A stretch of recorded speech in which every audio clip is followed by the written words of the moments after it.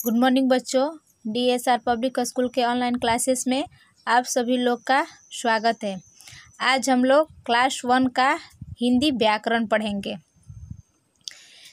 हिंदी व्याकरण तो सबसे पहले हम लोग ये जानेंगे कि व्याकरण क्या है, व्याकरण किसे कहते हैं। व्याकरण वह शास्त्र है जिसे हमें भाषा का शुद्ध बोलना, पढ़ना, लिखना आ जाए, उसे हम व्याकरण कहते हैं।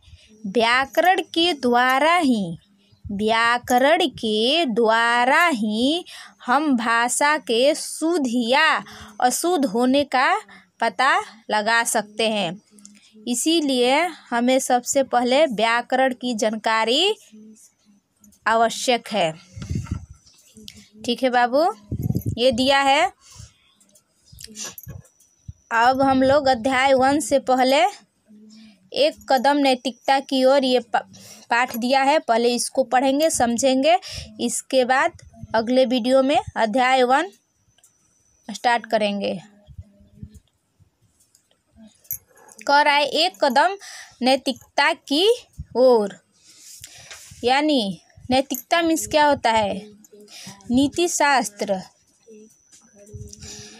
एवं उसके अनुरूप किया गया आचरण। फिर कह रहा है अपना काम अपने हाथ, यानी अपना जो काम है स्वयं अपने से ही करना चाहिए। वही दिया है, अपना काम अपने हाथ, अपना काम स्वयं अपने से ही करो। देखो लिखा है, नीमी एक आलसी लड़की थी। एक लड़की थी, उसका नाम क्या था? नीमी। और वह बहुत आलसी थी। वह अपना कोई भी काम अपने आप नहीं करना चाहती थी। कोई भी काम हो वो अपने से नहीं सोचती थी कि हम अपने से करें, इतना वो आलसी थी। एक दिन उसने ईश्वर से प्रार्थना की। वो भगवान से क्या प्रार्थना कर रही है? देखो, हे ईश्वर, मेरा सब काम आप ही निपटा दो ताकि मुझे कुछ भी न करना पड़े। ये देखो बेटा, ये जो लड़की है इतना आलसी है कि भगवान से प्रार्थना कर रही है, हे ईश्वर आप ही मेरा सारा काम निपटा दो, हमें कुछ न करना पड़े। इतना आलस कभी भी नहीं करना चाहिए। ठीक है बेटा, देखो लिखा है, ईश्वर इस लड़की को सबक सिखाना चाहते थे, इसलिए उन्होंने उसे वरदान दिया। जब प्रार्थना की तो भगवान उसे वरदान दिया कि ठीक है। क्यों? उसे सबक सिखाना चाहते थे कि इतना आलस नहीं बनना चाहिए। मैं तुम्हें वरदान देता हूँ कि तुम्हारी इच्छा पूरी हो।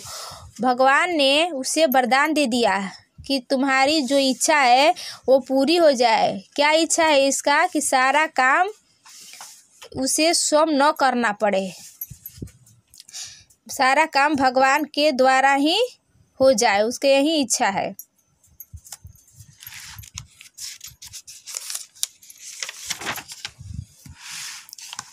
अगले पाठ में देखो क्या लिखा है, क्या यह कोई सपना था या सच में ऐसा होगा? मैंने लिखा है कि यह सपना था कि सच में ऐसा होगा। वह अपने पलंग से नीचे उतरी और उसी पल उसके बिस्तर की तह अपने आप बन गई। जब वो सोकर नीचे उतरी तो बिस्तर जो है अपने आप क्या हो गया? बिस्तर की तह अपने आप मतलब ये सजा कर रख दिया गया। फिर बाथरूम में पहुंचते ही टूथपेस्ट स्वयं ही ब्रश पर आकर लग गया। ठीक है, और जब वो बाथरूम में पहुंची तो उसके जो ब्रश पर क्या आ गया? टूथपेस्ट बिना लगाए हुए उसके ब्रश पर आ गया। अब ब्रश उड़कर उसके दांतों तक पहुंच गया और उनकी सफाई करने लगा। देखो बेटा, वो तो भगवान वरदान दिए थे ना, इसी के द्वारा ही ये सब कुछ हो रहा था। वो ब्रश ली तो क्या हुआ, उसके अपने आप दांत पर सफाई शुरू हो गया। नहाने की बात सोचते ही गर्म पानी से भरी बाल्टी उसके ऊपर आकर उलट गई। वो सोच रही थी कि अब स्नान करे, तब तक गर्म पानी बाल्टी में था, क्या हो गया, उसके ऊपर आकर उलट गया, मेरे गिर गया। रुको रुको, यह पानी तो बहुत गर्म है। और कहने लगी क्या कि रुको रुको, यह पानी बहुत गर्म है। अब गर्म या ठंडा जो मन में है वो तो होगा ही ना। एक पुरानी फ्रॉक का ध्यान आते ही वह फ्रॉक निमी की ओर उड़ी। एक उसको पुरानी फ्रॉक ध्यान में आया तो जो भी उसके ध्यान में आता, जो भी सोचती वो होने लगता। तो उसके ध्यान में पुरानी फ्रॉक आया तो पुरानी फ्रॉक क्या हुआ, निमी की ओर उड़ी। लेकिन मुझे यह फ्रॉक नहीं चाहिए। तो निमी बोली, लेकिन मुझे यह फ्रॉक नहीं चाहिए। लेकिन फ्रॉक उसके सिर से होकर नीचे को सरकने लगी। लेकिन जब फ्रॉक आया तो उसके सिर से होकर अब नीचे पहनने के लिए क्या होने लगे, सरकने लगा। नहीं नहीं, फिर खुद ही कंघा उसके बालों में घूमने लगा। कंघी जो था उसके बालों में क्या होने लगा, झाड़ने के लिए घूमने लगा। वह खाने की मेज पर पहुंची तो नाश्ता अपने आप उसके मुंह में जाने लगा। जब खाने के लिए बैठी तो जो नाश्ता था वो अपने आप से उसके मुंह में क्या होने लगा, जाने लगा खाने के लिए। स्कूल में पहुंची तो उसे और अधिक परेशानी हुई। उसकी पेंसिल ने उसकी कॉपी पर अपने आप ही लिखना शुरू कर दिया। अब बताओ, जब स्कूल गई तो वो पेंसिल अपने आप ही लिखना शुरू कर दिया। परेशान, और वो लड़कियां परेशान हो चुकी थी। परेशान निमी खेल के मैदान में पहुंची। झूले पर बैठते ही वह ऊंची पेंगे भरने लगा। ऊंची पेंगे मतलब पूरा ऊंचाई पर जाने लगा। निमी ने उसे रुकने के लिए कहा, लेकिन वह रुक ही नहीं रहा था। जब वो खूब ऊंचा ऊंचा झूला जाने लगा तो रुकने के लिए कही, लेकिन वो क्या हुआ, झूला रुक नहीं रहा था।